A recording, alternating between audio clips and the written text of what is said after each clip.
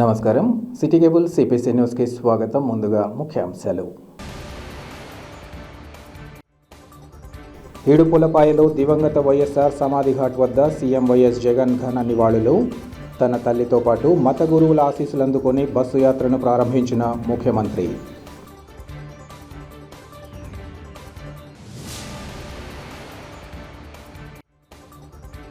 అభిమానుల సమక్షంలో అట్టహాసంగా రామ్ చరణ్ జన్మదిన వేడుకలు.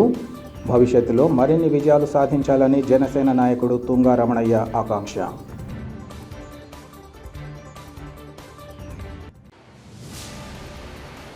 రాష్ట్ర ముఖ్యమంత్రి వైఎస్ఆర్ కాంగ్రెస్ పార్టీ అధినేత వైఎస్ జగన్మోహన్ రెడ్డి చేపట్టిన మేమంతా సిద్ధం బస్సు యాత్ర ఈ మధ్యాహ్నం ఇడుపులపాయ నుంచి ప్రారంభమైంది. అంతకుముందు తాడేపల్లిలోని తన స్వగృహం నుంచి బయలుదేరిన CM YS Jaganmohan Reddy Kadapa airport మీదుగా ఇడుపులపాయకు చేరుకున్నారు. తన తండ్రి దివంగత వైఎస్ఆర్ సమాధి ఘాట్ వద్దకు చేరుకున్న ముఖ్యమంత్రికి మాతృమూర్తి వైఎస్ విజయమ్మ ఆశీస్సులు అందించారు. అనంతరం వైఎస్ఆర్ సమాధి ఘాట్కు ఘనంగా నివాళులు అర్పించి ప్రత్యేక ప్రార్థనలు నిర్వహించారు. ఈ సందర్భంగా మత గురువులు ప్రత్యేక ప్రార్థనలు నిర్వహించి బస్సు యాత్ర విజయవంతం కావాలని సీఎంను ఆశీర్వదించారు. సీఎం బస్సు యాత్ర వేంపల్లె, వీరపనాయనపల్లె, ఎర్రగుంట్ల మీదుగా సాయంత్రానికి ప్రొద్దుటూరులోని బహిరంగ సభ ప్రాంగణానికి చేరుకుంది. ఇది ఇలా ఉండగా నేటి నుంచి సీఎం 21 రోజుల పాటు క్షేత్రస్థాయిలో ఉంటూ ప్రజలతో మమేకం కానున్నారు. ఈ కార్యక్రమంలో పలువురు ఎమ్మెల్యేలు, ఎంపీ నియోజకవర్గాలకు చెందిన అభ్యర్థులు, పార్టీ నేతలు, వైఎస్ఆర్ కుటుంబ సభ్యులు పాల్గొన్నారు.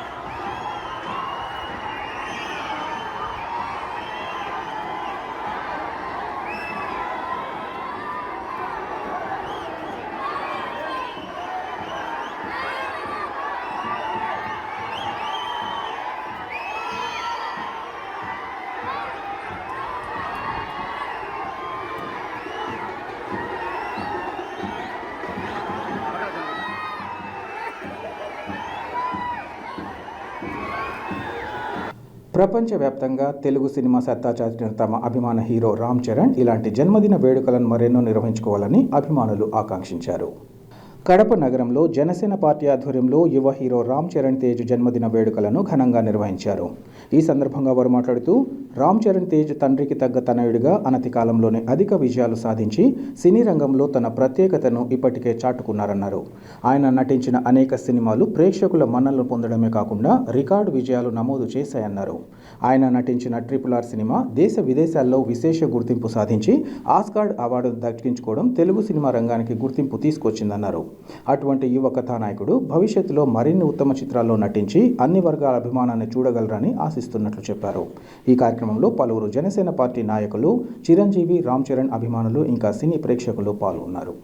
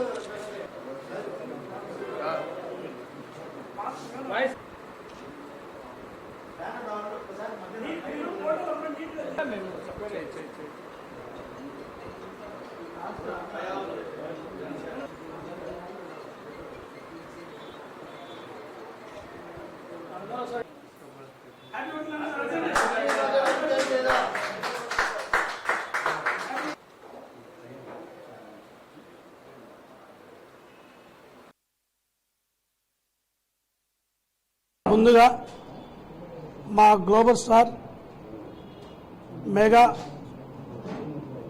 పవర్ స్టార్ రామ్ చరణ్ గారికి పుట్టినరోజు శుభాకాంక్షలు. తక్కువ కాలంలోనే అత్యంత విజయాలు సాధించి గ్లోబల్ స్టార్గా ఆస్కార్ అవార్డుగా పొంది RRR మూవీతో ప్రపంచవ్యాప్తంగా రికార్డులు బద్దలు కొట్టి మన తెలుగు సినిమా సత్తా ఏమో ఏందో చాటిన హీరో మన రామ్ చరణ్ గారు. రామ్ చరణ్ గారి పుట్టినరోజు సందర్భంగా ఈరోజు జనసేన పార్టీ ఆధ్వర్యంలో కడప జిల్లాలో కడప సిటీలో ఈరోజు పుట్టినరోజు వేడుకలు జరుపుకోవడం జరిగినది, ఘనంగా జరుపుకోవడం జరిగినది. ఇలాంటి పుట్టినరోజులు రామ్ చరణ్ గారు మరెన్నో జరుపుకోవాలని రామ్ చరణ్ మెగా అభిమానులకు, జనసేన అభిమానులకు, రామ్ చరణ్ అభిమానులకు రామ్ చరణ్ పుట్టినరోజు సందర్భంగా అందరికీ ధన్యవాదాలు తెలుపుకుంటున్నాం. బద్వేల్ పట్టణంలో దివ్యాంగుల ఇళ్ల స్థలాల పరిరక్షణకు రాజీలేని పోరాటాలు చేస్తామని సిపిఐ జిల్లా కార్యదర్శి గాలిచంద్ర తెలిపారు. ఈ మేరకు ఆయన మీడియాతో మాట్లాడుతూ ఇళ్లు లేని నిరుపేదలైన వికలాంగులైన విభిన్న ప్రతిభావంతుల ఇళ్ల స్థలాల కోసం బద్వేల్ రెవెన్యూ ఆఫీసు సచివాలయాల చుట్టూ తిరిగి పట్టణంలో టిడ్కో ఇళ్లకు కేటాయించిన స్థలంలో ఈ నెల 15వ తేదీన స్వతంత్రంగా గుడిసెలు వేసుకోవడం జరిగిందన్నారు. అయితే ఆ గుడిసెల ఎదురుగా ఉన్నటువంటి ఓ విద్యాసంస్థ అధినేత కన్నుపడి మున్సిపల్, రెవెన్యూ, పోలీసు అధికారులు వందల సంఖ్యలో అక్కడికి పంపించి గత వారం రోజులుగా వికలాంగులు నిర్మించుకున్న గుడిసెలపై అర్ధరాత్రి సమయంలో వికలాంగులని కనికరం లేకుండా విలువైన వస్తువులున్నప్పటికీ వంట సామగ్రి, మంచాలు సైతం ధ్వంసం చేయడం దారుణమన్నారు. అంతేకాకుండా వికలాంగులపై కక్ష సాధింపు చర్యతో అధికారులతో చేతులు కలిపి వికలాంగుల గుడిసెలు తొలగించడం హేయమైన చర్య అని అన్నారు.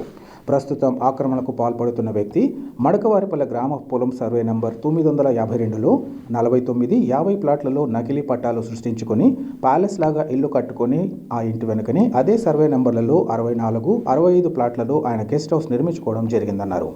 అతని బినామీ ఆస్తులపైన సిట్టింగ్ జడ్జితో విచారణ చేపట్టాలని, లేకుంటే సిపిఐ ఆధ్వర్యంలో జిల్లా వ్యాప్తంగా ఉద్యమం చేపడతామని హెచ్చరించారు. ఈ సమావేశంలో సిపిఐ జిల్లా కార్యవర్గ సభ్యులు నాగసుబ్బారెడ్డి, సుబ్రహ్మణ్యం, వీరశేఖర్, బాదుల్లా తదితరులు పాల్గొన్నారు.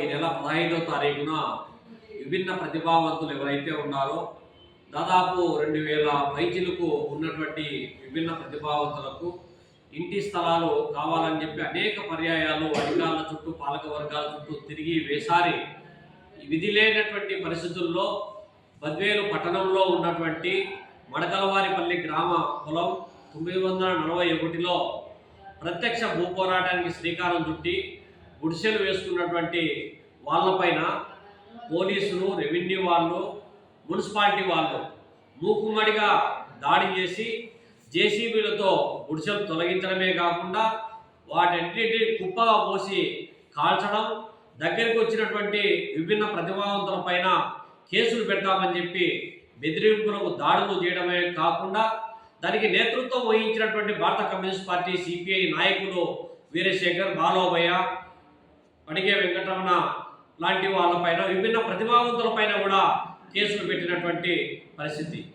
పోనీ ఇవాళ బద్వేలు పట్టణంలో కేవలం వీళ్ళపైనే ప్రతాపము చూపిస్తారా, లేకపోతే ఎదురుగా ఉన్నటువంటి నోబుల్ స్కూలు కరస్పాండెంట్ శంకరెడ్డికి సంబంధించినటువంటి చిట్ట 949, 950,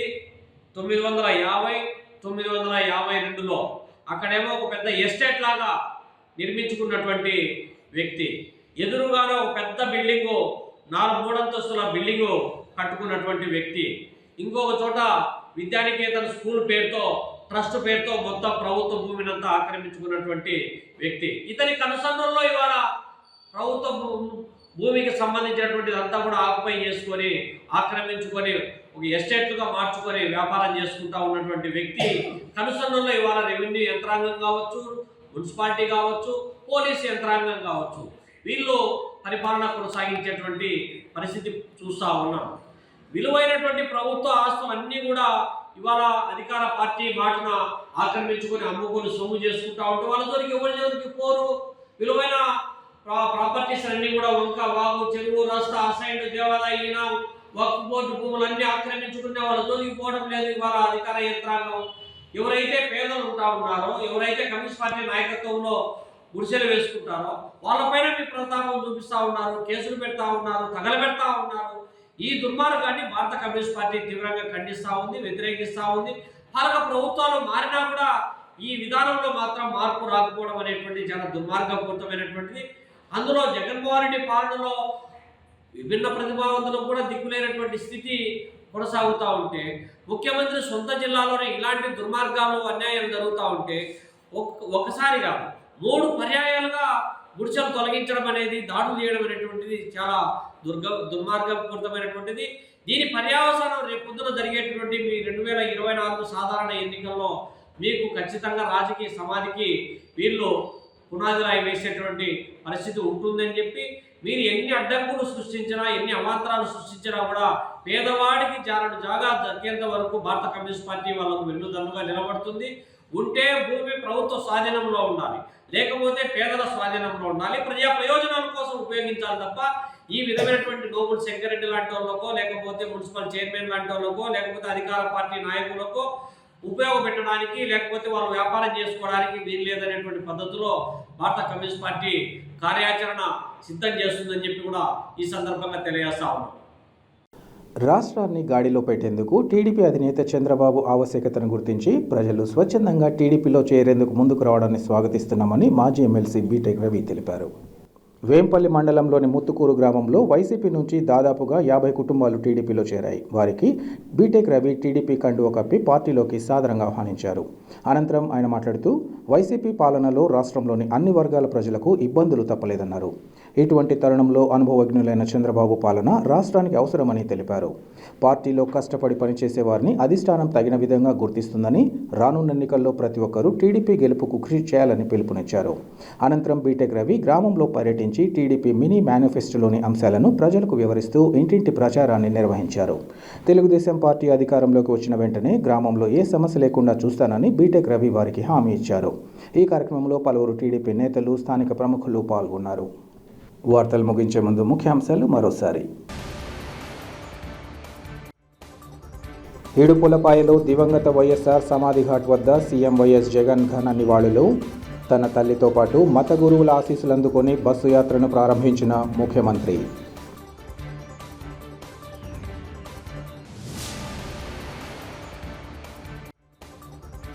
అభిమానుల సమక్షంలో అట్టహాసంగా రామ్ చరణ్ జన్మదిన వేడుకలు. భవిష్యత్తులో మరిన్ని విజయాలు సాధించాలని జనసేన నాయకుడు తుంగా రమణయ్య ఆకాంక్ష.